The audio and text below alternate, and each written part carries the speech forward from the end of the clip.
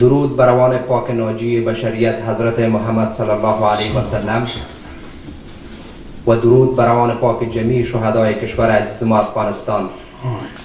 محترم حاجی صاحب زرغون، شاعر فرهیخته و نامدار کشور ما که واقعا کوشش های فراوانی را در راستای حفظ میراث های فرهنگی افغانستان به خرج دادند.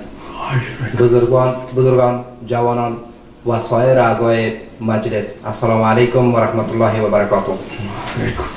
با کسب اجازه از حاجی صاحب و سایر حاضرین در مجلس می خواهم یک پارچه غزل بیدر صاحب را دکلمه کنم.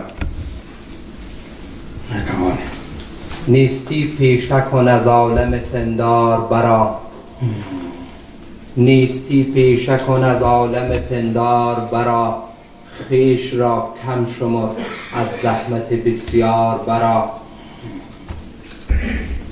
تا به کی فرصت دیدار به خوابت گذرد، تا به کی فرصت دیدار به خوابت گذرد، چون شرط جهد کن و یک مژه بیدار برا. خودفروشی همه جا تخته نموده است دکان، خودفروشی همه جا تخته نموده است دکان، خواه در خانه نشین خواه به بازار برا. سرسری نیست هوای سر بام تحقیق، سرسری نیست هوای سر بام تحقیق، ترک دعوا کن و لخت بسر دار برا.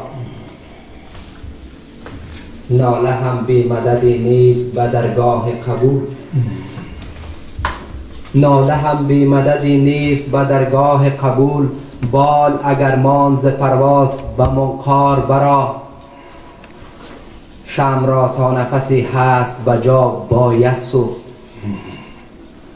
شمع را تا نفسی هست به جا باید سوخت، سخت وامانده ای از پای خودی خار برا. تکیه بر عافیت از قامت پیری ستم است، تکیه بر عافیت از قامت پیری ستم است، بیدل از سایه این خم شده دیوار برا. نیستی پیشه کن از عالم پندار برا، خویش را کم شمار از زحمت بسیار برا. سپاس، تشکر از توجهتان.